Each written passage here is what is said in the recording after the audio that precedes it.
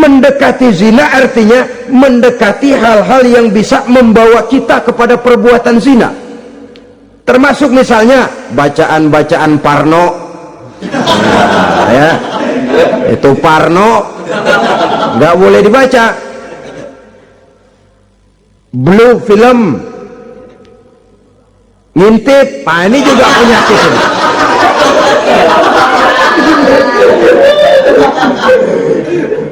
Itu termasuk dalam larangan la taqrabu zina. Jangan kamu mendekati hal-hal yang bisa menyebabkan kamu jatuh kepada zina.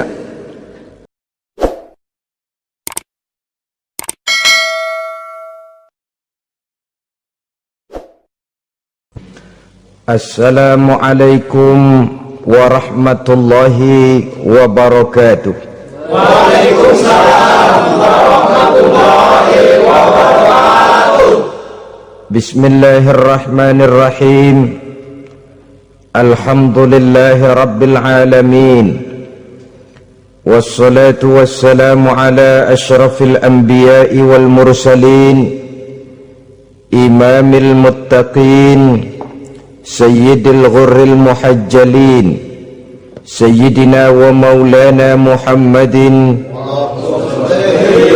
wa ala alihi wa ashabihil mujahidin at-tahirin, amma ba'du. Saudara-saudara kaum muslimin rahimakumullah, di zaman Rasulullah sallallahu alaihi wasallam adalah seorang pemuda bernama Ikaf bin Khalid. Ia seorang pemuda yang ganteng, sehat, tidak impoten, suka bergaul dengan wanita, suka pesta, dan memang ia orang kaya. Ia selalu menunda-nunda perkawinan dengan berbagai alasan-alasan yang tidak syar'i. Sampailah keadaan Ikaf bin Khalid ini kepada baginda Nabi, sehingga ia dipanggil oleh baginda Nabi. Setelah sampai, ditanyalah Ikaf bin Khalid ini, "Hai Ikaf, saya ya Rasulullah, kau sudah punya istri?" "Belum ya Rasulullah." "Juga tidak punya budak sahaya?" "Tidak ya Rasulullah." "Dan badanmu sehat?" "Sehat ya Rasulullah." "Kalau demikian," kata Rasul, "kau ini teman setan. Ada dua pilihan Ikaf. Engkau menjadi Nasrani dalam arti meninggalkan hidup perkawinan, atau kalau kau mau ikut golongan kami, kau harus mengikuti tata cara kehidupan kami. Dan salah satu tata cara kehidupan kami ialah melaksanakan perkawinan." Yang kemudian Ikaf bin Khalid ini oleh baginda Rasul dicarikan seorang gadis bernama Karimah binti Kulsum al-Humairi, dan kawinlah Ikaf bin Khalid ini. Dari riwayat singkat ini, saudara-saudara, Rasulullah sallallahu alaihi wasallam melihat bahwa kehidupan Ikaf bin Khalid ini adalah kehidupan yang lazimnya barangkali di zaman sekarang dinamakan kehidupan dari orang-orang yang gemar melakukan free sex, alias samenleven, alias hidup bersama tanpa melakukan pernikahan. Ia sehat, ia kaya, dan ia suka bergaul dengan wanita, sehingga gaya hidup yang sedemikian ini dikecam oleh Rasulullah sallallahu alaihi wasallam. Dua pilihan ditawarkan: menjadi pendeta Nasrani yang bebas dari ikatan perkawinan, atau kalau mau menjadi muslim, ikutlah cara hidup kami, kata Rasul. Dan di antara cara hidup kami adalah melakukan apa yang dinamakan dengan perkawinan. Sebagaimana yang kita maklum, manusia adalah makhluk berketurunan terus-menerus sebagai makhluk dua jenis, laki-laki dan perempuan.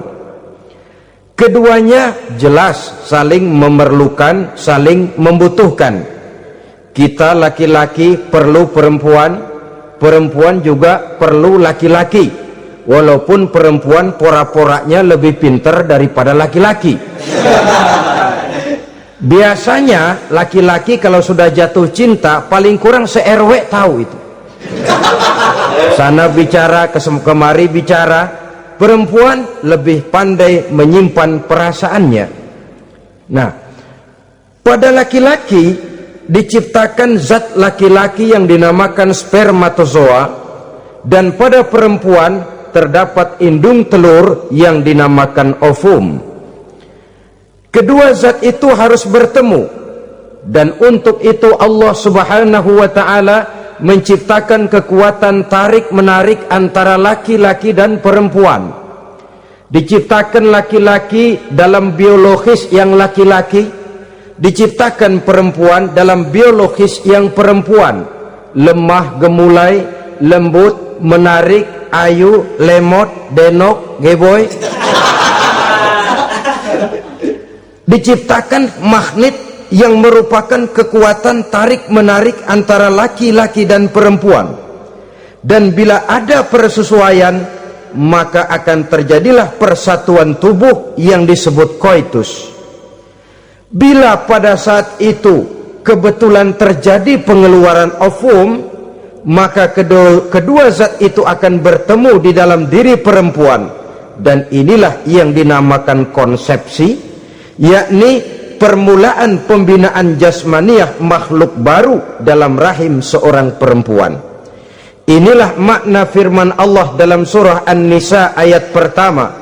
A'udzubillahi minasyaitonir rajim. Ya ayyuhan nasu taqu rabbakumul ladzi khalaqakum min nafsin wahidah wa khalaqa minha zawjaha wa batha minhuma rijalan katsiran wa nisaa. Wahai manusia, bertakwalah kamu kepada Tuhanmu yang telah menciptakan kamu dari diri yang satu, kemudian diciptakan dari diri yang satu itu pasangannya, dan dari keduanya berkembang biaklah manusia menjadi bersuku-suku dan berbangsa-bangsa. Pada contoh lain dari proses pembentukan jasmania makhluk manusia dalam rahim ini, Al-Baqarah 223 menjelaskan bahwa seorang laki-laki adalah seperti petani, seorang perempuan adalah seperti ladang. Petani adalah yang mencangkul sawah, menebarkan benih, sementara ladang adalah tempat bersemayam benih-benih itu, tempat dia tumbuh dan berkembang, membawa manfaat bagi kehidupan ini. Dengan bahasa yang indah, Quran mengatakan, nisa'ukum harthul lakum fa'tu harthakum anna syi'tum. Istri-istrimu adalah laksana sawah ladang bagimu, maka cangkulah, datangilah sawah ladangmu menurut cara yang kamu suka. Saudara-saudara kaum muslimin rahimakumullah, belakangan ini orang sering membicarakan pendidikan seks bagi anak-anak. Menurut pendapat saya, walaupun itu diperlukan, tapi tidak harus dilakukan secara menggebu, dan masih banyak hal-hal mendesak lainnya yang lebih perlu dibicarakan ketimbang bagaimana memberikan pendidikan seks kepada anak-anak kecil. Barangkali yang memerlukan, yang sering bertanya tentang seks cuma terbatas kepada anak-anak kecil di kota-kota besar yang oleh perkembangan teknologi dan komunikasi daya pikirnya memang sudah sedemikian maju. Tapi berapa ribu jumlah anak-anak kecil yang semacam itu? Selebihnya puluhan juta anak-anak kecil yang tinggal di daerah-daerah terpencil, di provinsi-provinsi lain di luar keramaian, yang sama sekali belum perlu untuk hal-hal yang semacam itu. Haruskah cuma untuk membela yang 1000 atau 2000 orang ini saja, lalu kita mengabaikan yang puluhan juta adanya? Kita masih harus membicarakan bagaimana kurikulum pendidikan yang mapan. Kita harus membicarakan bagaimana sistem pendidikan yang memadai. Saudara-saudara, Quran sendiri harus kita katakan berbicara soal seks, tapi gaya bahasanya sopan. Ajaran yang terkandung di dalamnya luhur, tidak terbuka belak-belakan. Saya khawatir disalahgunakan nantinya. Maklum ya, yang namanya anak-anak, sifat yang menonjol pada dirinya itu adalah hubbut taklid, senang meniru. Apa yang dia lihat, apa yang dia baca, apa yang dia tonton, biasanya ingin dia terjemahkan dalam kehidupannya. Kadang-kadang kalau habis baca komik Superman, dia kepengen jadi Superman. Itu anak kecil. Habis baca buku Si Buta dari Gua Hantu misalnya, pengen jadi si buta dari gua hantu, nyari kayu bikin tongkat. Biasa, itu watak yang namanya hubbut taklid. Sekarang kalau kepada anak-anak semacam itu sudah diberikan pendidikan seks, saya khawatir kadang-kadang tidak dididik saja sudah lancar kok. Apalagi kalau sampai dilakukan pendidikan, khawatir disalahgunakan. Saya katakan tadi, Quran juga misalnya Al-Baqarah 223 ini bicara soal seks, tapi sudah lihat gaya bahasanya. Nisa'ukum harsul lakum fa'tu harthakum anna syi'tum. Istrimu adalah sawah ladangmu, cangkulah sawah ladangmu menurut cara yang kamu suka. Mau cangkul sambil mundur juga boleh.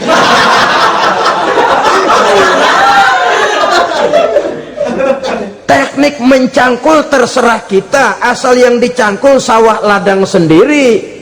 Jangan sawah ladang orang lain dipaculin, marah yang punya. Kita lihat di sini betapa dalam gaya bahasa yang sopan Al-Quran berbicara soal ini. Saudara-saudara kaum muslimin rahimakumullah, kesenangan melakukan hubungan seksual digerakkan oleh satu energi, oleh satu kekuatan dalam diri manusia yang dinamakan insting seksual atau libido. Dan libido merupakan energi yang terbesar dalam tubuh manusia. Ini harus disalurkan, sebab kalau tidak bahaya. Saudara tahu bahaya itu lebih bahaya dari yang bahaya. Pakai tasdid dia, bahaya.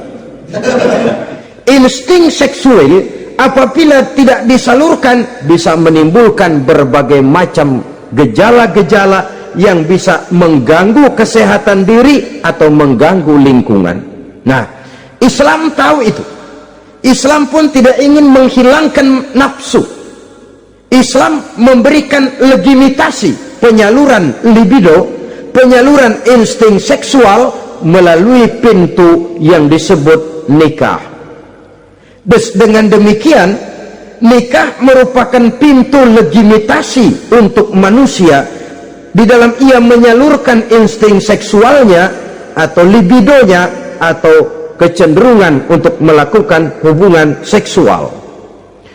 Tetapi saudara-saudara, oleh karena yang dinamakan nikah tidak cuma berisi hubungan seksual, tapi juga berisi tanggung jawab dan kewajiban, berisi hak dan pengertian, berisi ketenangan dan sebagainya, maka orang pada umumnya biasanya ingin mencari resiko yang lebih ringan.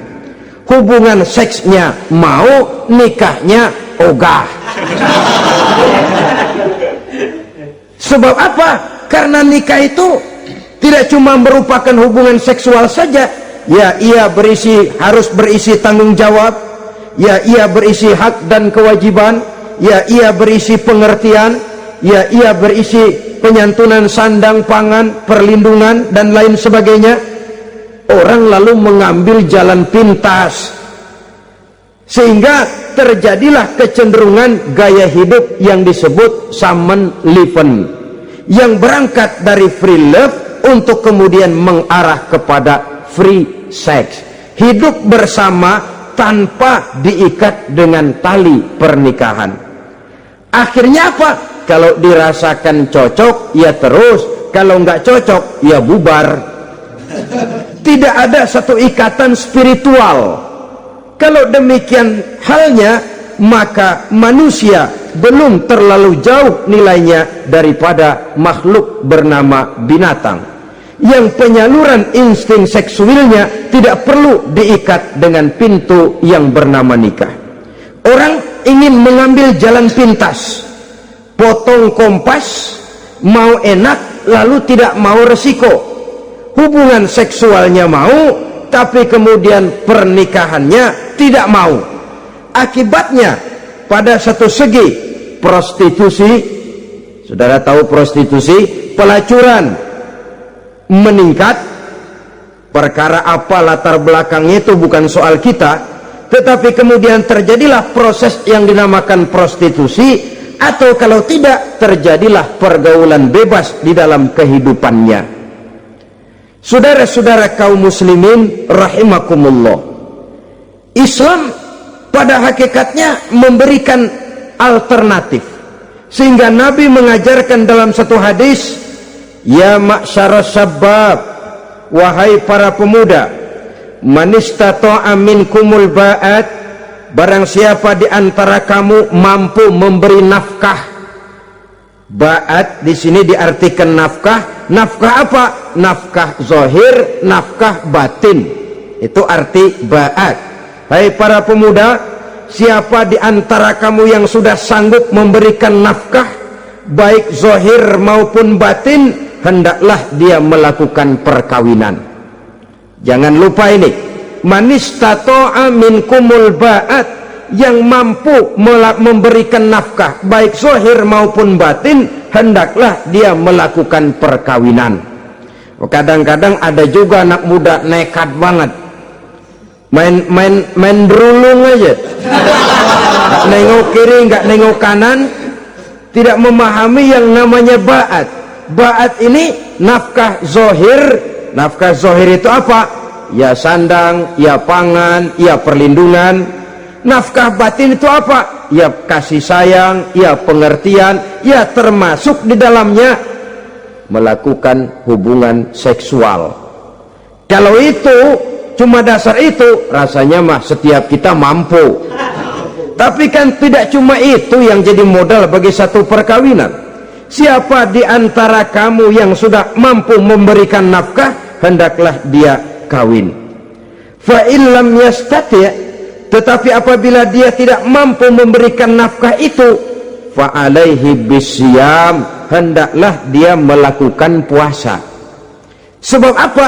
Puasa ini esensinya kemampuan mengendalikan hawa nafsu. Umpamanya ada pemuda, badannya sehat, tidak sakit, tetapi dia belum mampu untuk memberikan nafkah, sementara temperamennya termasuk tegangan kelas tinggi, nggak boleh kecolek dikit mau ngedredet aja. Yang semacam ini oleh Nabi, fa'alaihi bisyam, kalau memang belum mampu memberikan nafkah, hendaklah puasa. Sebab apa? Puasa lebih mengendalikan diri. Saudara-saudara, apabila puasa ini pun dirasakan juga berat, maka ada cara lain untuk menetralisir libido itu tadi, kecenderungan untuk melakukan hubungan seksual. Dengan apa misalnya? Dengan jalan melakukan olahraga. Dengan melakukan olahraga, hormon yang membentuk libido tersalurkan, terkuras melalui energi yang dikeluarkan pada saat melakukan olahraga. Atau dengan jalan yang keempat, menjauhi hal-hal yang bisa menimbulkan rangsangan seksual. Bisa dengan puasa tadi, bisa dengan olahraga, bisa dengan lain-lain yang kira-kira bisa menghindarkan kita dari hal-hal yang bisa menimbulkan rangsangan seksual. Sehingga Al-Quran pada surah Al-Isra ayat 32 berpesan, la taqrabuz zina innahu kana fahisyatan wa sa'a sabila. Jangan kamu mendekati zina, sebab sesungguhnya zina perbuatan yang keji dan jalan yang sangat buruk. Jangan mendekati zina. Mendekati zina artinya mendekati hal-hal yang bisa membawa kita kepada perbuatan zina. Termasuk misalnya bacaan-bacaan Parno. Nah, ya, itu Parno nggak boleh dibaca. Blue film, ngintip, ini juga penyakit ini.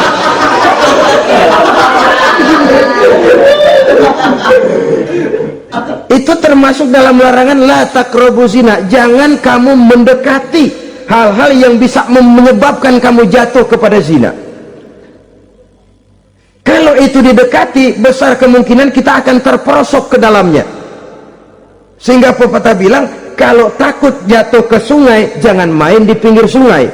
Kalau takut ombak, jangan berumah di tepi pantai. Kalau takut jatuh kepada zina, jangan mendekati hal-hal yang bisa membawa kita kepada perzinaan. Nah, saya merasa prihatin bahwa dimanapun di dunia ini, modernisasi, kemajuan sering membawa proses pergeseran nilai. Cepatnya arus komunikasi. Apa yang terjadi di Amerika hari ini bisa kita tahu hari ini. Apa yang terjadi di Eropa hari ini bisa kita saksikan hari ini.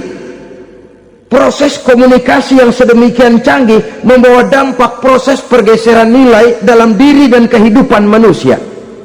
Akibatnya dia banyak tahu, dia banyak melihat, dia banyak mendengar. Kalau dia tidak punya filter, dia akan mudah terhanyut oleh nilai-nilai yang menggeser dia dari tuntunan ajaran agamanya. Maka dengan demikian saudara-saudara, Islam memberikan legitimasi terhadap penyaluran insting seksual melalui pintu yang disebut nikah.